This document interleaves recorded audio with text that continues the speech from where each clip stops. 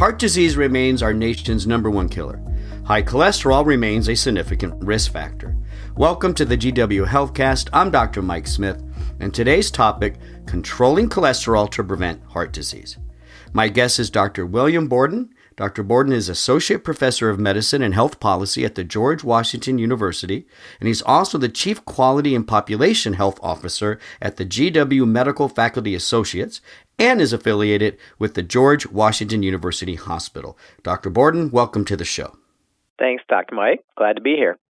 So I think a lot of my listeners are probably familiar with cholesterol, and they've also heard of some of the other major risk factors that we talk about: obesity, high blood pressure, smoking, diabetes.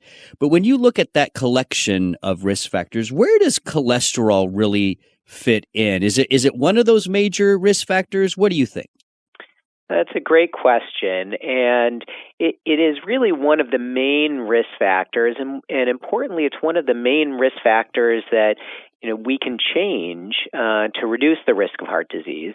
Clearly, as you mentioned, things like quitting smoking, losing weight, controlling blood pressure are critically important.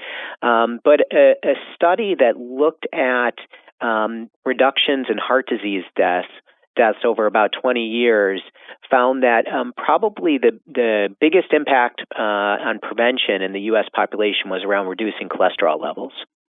Very good. Well, let me ask you, as an expert in this field, Dr. Borden, we've spent a lot of money in research and medications, and I know that there's been a lot of education of the public about heart disease risk factors.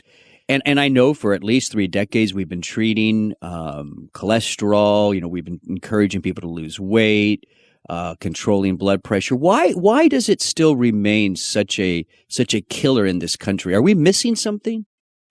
Well, there's certainly more that we need to understand in terms of why cardiovascular disease remains such an issue. I think some of it is that people are living longer. And as people live longer, there's more time for plaque to build up in the arteries, which can lead to heart attacks and strokes. The other factor is, of course, the diet, particularly in the U.S., which remains for many people high in saturated fats and simple sugars and low in vegetables and other more nutritious foods. And then even though we have seen a decrease in heart attack deaths over many years, there's a concern that seems to be leveling off a bit. And the concern is that in the U.S., that's because of increasing obesity and increasing diabetes across the country. Yeah, I think you're onto something there with the dietary habits, right, of our country. What do they call it? The standard American diet is SAD, S-A-D. And I think it was the USDA recently showed that even though people say they're eating healthier, that most people aren't getting enough basic vitamins and minerals from fruits and vegetables every day, right? So I think you're onto something there with the dietary habits. Let's do this, Dr. Borden, for this conversation. Let's first talk about how we can assess our risk of heart disease with cholesterol. What kind of tests are available? And then if it is high or it's getting close, what are the things we can do to prevent in terms of diet? And then, of course, we can talk then lastly about medication. So let's start with what do I do? I know there's the basic cholesterol test. Is that still the standard thing to do? Are there other advanced tests that are available? What is your take on that? So for the vast majority of people, it's just the simple cholesterol test and then knowing one's numbers. So knowing their blood pressure, their blood sugar, their body mass index, which is a measure for diabetes, and then knowing things like one's family history. With this information, we can plug this into a calculator, which is called the atherosclerotic cardiovascular disease calculator, and that tells us what someone's risk is for a heart attack or stroke in the next 10 years. And so we can take those numbers, which are the assessment of someone's risk, plug it into that calculator and get a number. And then where we're able to go with that is that there are guidelines based on research which tell us that, for example, someone whose risk is greater than 7.5% would be indicated for being on cholesterol-lowering medicine, and someone whose risk is between 5 and 7.5% may be indicated, but that's really more of a discussion between that person and their doctor. So how often should this kind of evaluation be done? How often should somebody assess their cardiovascular risk, especially if someone, let's say they're healthy, they go through this, they're in their mid-40s, let's say, they go through this testing, everything looks fine. Is this something they should do yearly still or every 3 years? What do you think? So, it depends. I think that it depends on someone's risk, but in general, getting a lipid panel, a cholesterol screening about yearly, I think makes the most sense for most people. Yeah.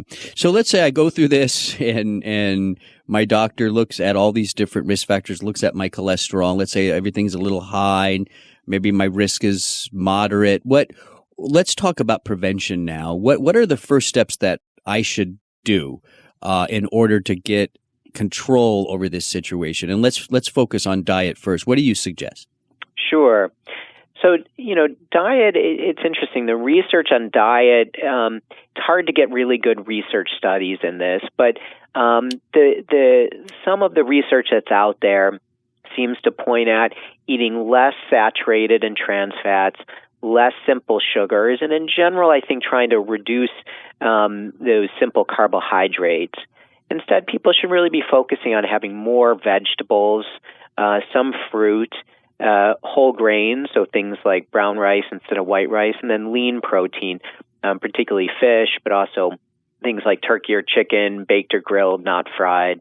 Yeah, yeah, and it sounds like when you talk about the fruits, the vegetables, the leafy greens, good lean protein that's a little smaller. That sounds a lot like a Mediterranean based diet. Do you have any opinion on that particular type of diet? Mm-hmm.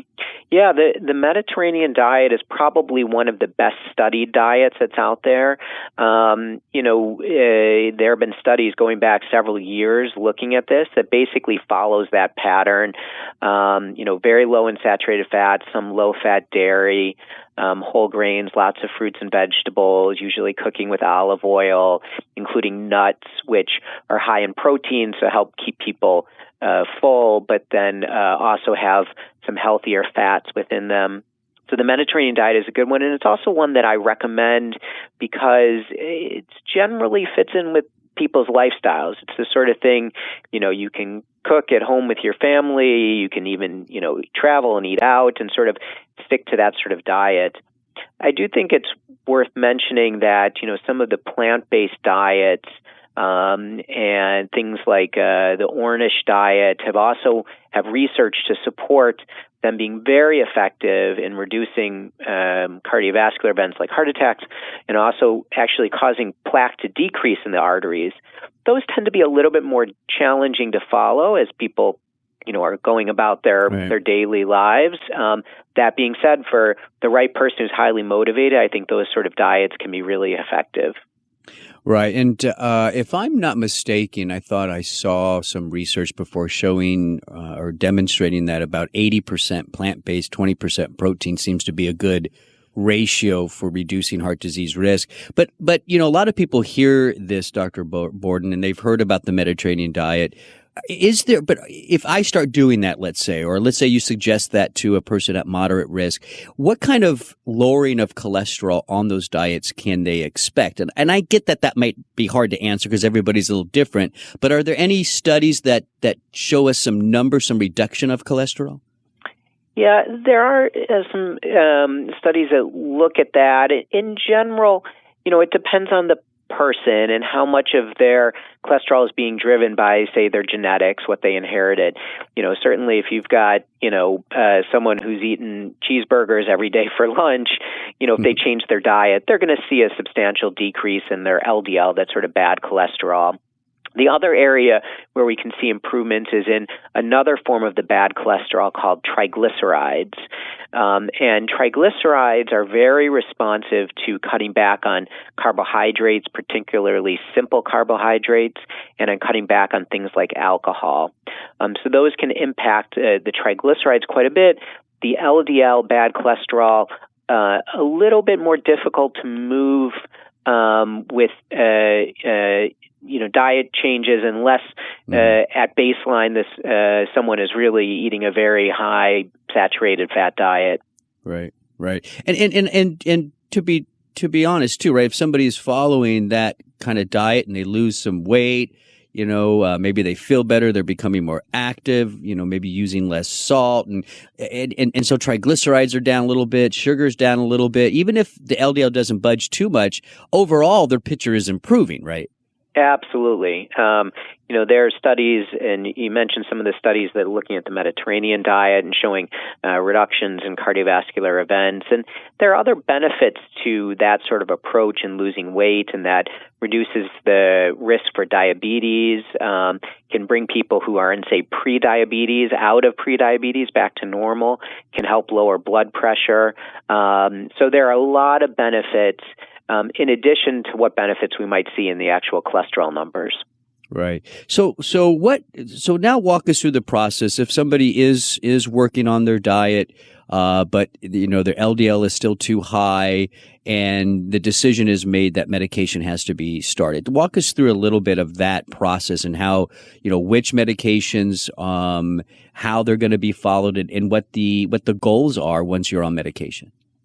Absolutely. And I always talk with my patients first and foremost about diet, as we've just discussed, as well as exercise, which is a key component. And for that, I recommend 150 minutes a week of moderate intensity aerobic exercise, which can be a brisk walk. And doing that for 30 minutes 5 times a week or 50 minutes 3 times a week. And obviously smoking cessation and then stress reduction, I think, is an important part of the lifestyle changes that we can all make. Sometimes easier said than done, but, important for all of us. But for many people, when you calculate their risk, that it puts them in the category where the evidence-based guidelines would say someone should start on a cholesterol-lowering medicine. And the cholesterol-lowering medicines that far and away have the most support behind them are what are called statins. So these are things like atorvastatin or simvastatin. And the decision to start this is really always a discussion with the patient and their physician. So,